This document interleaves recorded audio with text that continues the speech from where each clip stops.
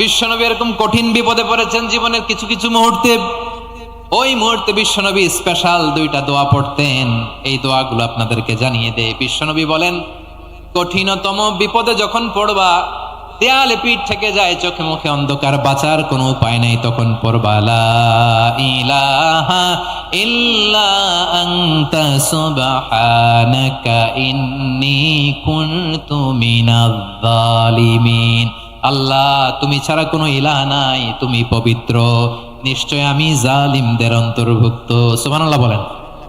এই দোয়া সাইয়েদনা ইউনূস আলাইহিস সালাম পড়েছিলেন যখন মাছের পেটে ছিলেন।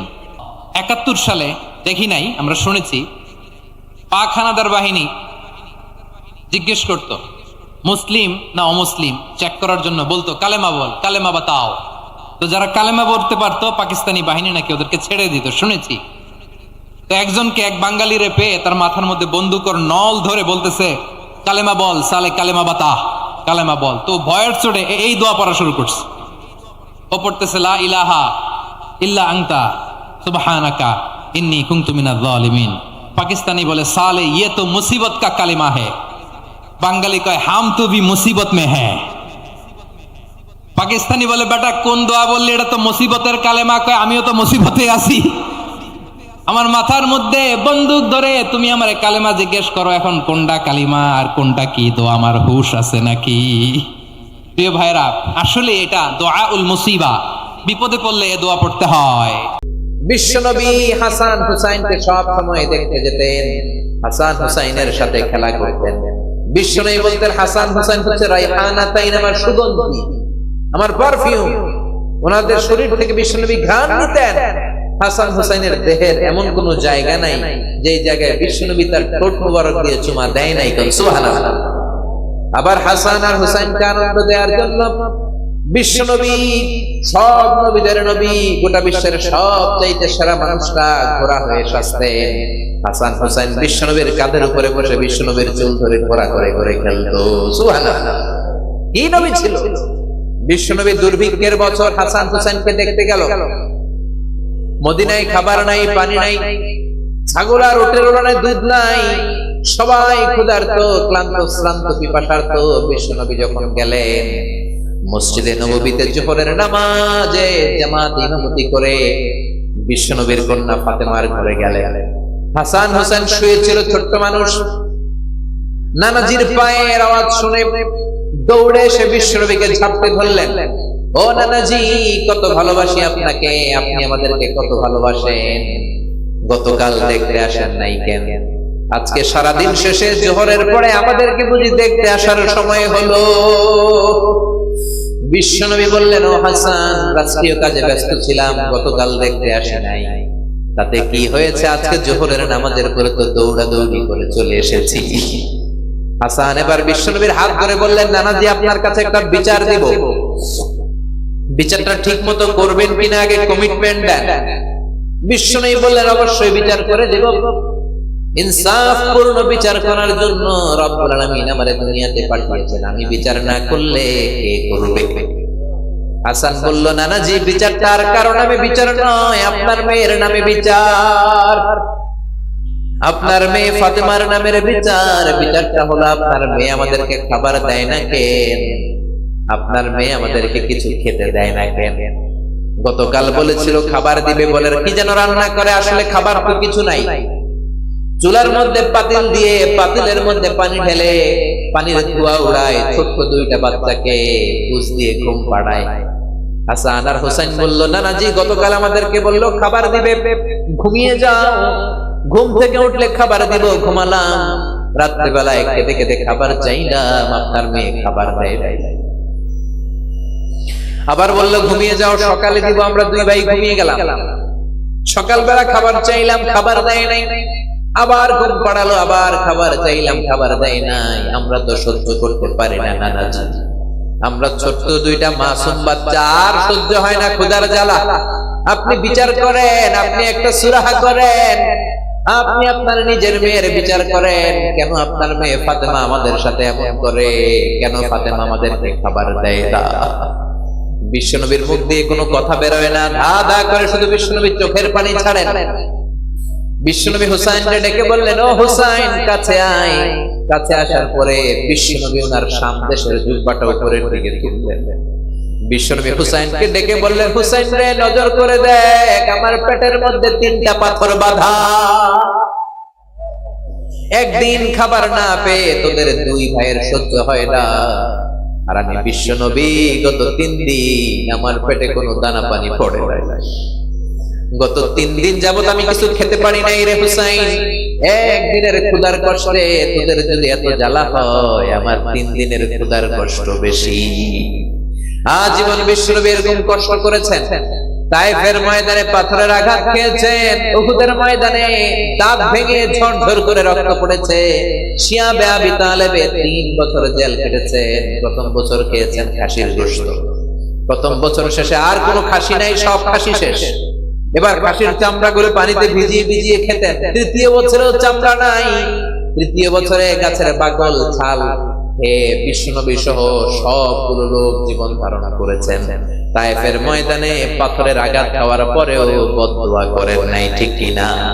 হাজার ব্যথা বেদনার পরে ফিরে আসনি তুমি আপন ঘরে, দিনের আলো তুমি ছড়িয়ে দিতে, চলে গেলে মদিনায় মক্কা ছেড়ে। হে রাসূল তোমাকে ভুলি আমি কেমন করে, খেয়ে না খেয়ে দিন প্রচারের কাজে নিজেকে দিয়েছ বিলিয়ে। তাইফের কাফিরেরা চিনল না সে আলো, দুষ্ট ছেলেদের পিছু দিল লেলিয়ে। পাথরের আঘাতে ক্ষত বিক্ষত হই, সারা শরীর থেকে রক্ত ঝরে। হে রাসূল তোমাকে ভুলি আমি কেমন করে। আল্লাহু আকবার! কেমন নবী ছিলেন তিনি, কেমন নবী যেদিকেই তাকান আমাদের জীবনে তার জীবনী থেকে শিক্ষা আছে না নাই? খুনসুটি করতেন নাতিদের সাথে। হুসাইন একবার বিশ্বনবীকে প্রশ্ন করলো, নানাজি মানিল আমজাদে ইলাল্লাহ আনতা আম আনা? ও নানা বলেন, কে আল্লাহর কাছে বেশি দামি, আপনি নাকি আমি? বিশ্বনবী বললেন, আনা আনা আমজাদ, আমি বেশি দামি, কারণ আমি সব নবীদের সরদার। তুমি হুসাইন আর হাসাইন হলো আমার উম্মত, আমার দাম বেশি। হুসাইন বলল, নানাজি আনা লা ওয়াফিক, আমি মানি না, আমি মানি না। আমার চাইতে আপনার দাম বেশি নয়, বরং আমি আপনার নাতি হয়েও আপনার চাইতে আমার দাম বেশি। সুবহানাল্লাহ। বিশ্বনবী বললেন, কেমন করে তোমার দাম বেশি, বলো বলো। হুসাইন বলল, নানাজি মাসমু আবিক, আপনার বাবার নাম কি? বিশ্বনবী বললেন, আমার বাবার নাম হলো আব্দুল্লাহ। হুসাইন বলে, খালি আব্দুল্লাহ, লাইসা ক্বাবলাহু ওয়ালা বা'দাহু শাই। খালি আব্দুল্লাহ, আপনার বাবার নামের আগে কোনো টাইটেল নাই, পরেও কোনো টাইটেল নাই। আমার আব্বার নাম আপনি জানেন নাকি? আমার আব্বার নাম হলো আলী কাররামাল্লাহু ওয়াজহা। সুবহানাল্লাহ। আপনার আব্বা, আমার বাবা হলো শেরে খোদা। দুনিয়ার সব কাফেরদের জন্য আমার বাবারে বাগ বানিয়ে পাঠিয়েছে কে? আমার বাবা বিশ্ব নবীর মেয়ের জামাই। আপনার আব্বা আব্দুল্লাহ কি কোন নবীর মেয়ের জামাই নাকি? বিশ্ব নবীর মুখ দিয়ে কথা বেরোয় না। হুসাইন আবার প্রশ্ন করলেন, নানা বলেন তো মাসমু উম্মি, হোয়াটস ইওর মাদারস নেম? আপনার মায়ের নাম কি? কি নাম বলেন? তোরা দেখে যা আমিনা মায়ের কোলে, মধু পূর্ণিমারি শ্বেতা চাঁদ দোলে, যেন উষার কোলে রাঙা রবি দোলে। তোরা দেখে যা আমিনা মায়ের কোলে, কুল মখলুকে আজি ধ্বনি উঠে কে লই, কালেমা শাহাদাতের বাণী ফুটে কে লই, পড়ে দুরুদ ফেরেশতা বেহেশতের কোলে। তোরা দেখে যা আমিনা মায়ের কোলে। আল্লাহু আকবার। বিশ্বনবী বললেন, হুসাইন আমার মায়ের নাম হলো আমিনা। হুসাইন বলে, আপনার মায়ের নাম আমিনা হয়েছে তো কি হয়েছে? আমার মায়ের নাম আপনি জানেন নাকি? আমার মায়ের নাম কিন্তু ফাতেমা। সুবহানাল্লাহ কইবেন না?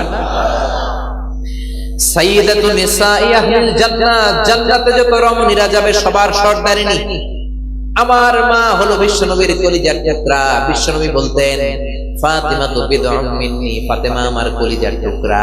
যে ফাতেমারে কষ্ট দেয় সেজন্য আমারে কষ্ট দেয়। যে ফাতেমারে আনন্দ দেয় সেজন্য আমি নবীরে আনন্দ দেয়। কই আপনার আম্মা আমিনা, কই আমার আম্মা ফাতিমা? এবার বলেন তো নানাজি, আপনার নানির নাম কি? কি নাম জানেন? বাররা, বাররা বিনতে আব্দুল উজ্জা। হুসাইন বলল, নানা আপনার নানির নাম বাররা তো কেউ জানে না, আমার নানির নাম জানে না এরকম কেউ নাই। আমার নানির নাম হলো খাদিজাতুল কুবরা তাহেরা। আরশের উপর থেকে আমার নানির সালাম দিয়েছে কে? কই আপনার নানি, কই আমার নানি? পার্থক্য আছে না নাই? আবার হুসাইন বলল, নানা এবার বলেন তো আপনার নানার নাম কি? বিষ্ণু বললেন, আমার নানার নাম হলো ওয়াহাব ইবনে আব্দে মানাফ। হুসাইন বলল, নানাজি আপনার নানা ওয়াহাব ইবনে আব্দে মানাফকে কয়জনে চিনে? আপনার নানার নামটা কয়জনে জানে? আপনার নানার নামে কয়জনে তাকবীর দেয়? আপনার নানার উপরে কয়জনে দুরূদ পড়ে? আমার নানার নাম আপনি জানেন নাকি? আমার নানা হাউজে কাউসারের মালিক, শাফাতের মালিক। আমার নানা বিশ্ব নবী। আমার নানা সর্বপ্রথম জান্নাতের দরজায় ধাক্কা মেরে জান্নাতে ঢুকবে। আল্লাহু আকবার। আমার নানার উপরে একবার দুরূদ পড়লে 10টা রহমত নাজিল করে কে? আমার নানার নাম হলো মুহাম্মাদুর রাসূলুল্লাহ সাল্লাল্লাহু আলাইহি ওয়াসাল্লাম। বিশ্বনবী চোখের পানি ছাড়লেন, হুসাইনকে জড়িয়ে ধরলেন, বললেন, হুসাইন রে, আজকের তর্ক বিতর্কে আমি হেরে গেলাম, তুই জিতে গেলি। আমি হেরে গেলাম, তুমি জিতে গেলা। আসলে আমার চাইতে তোমার দাম আল্লাহর কাছে কোটি গুণ বেশি।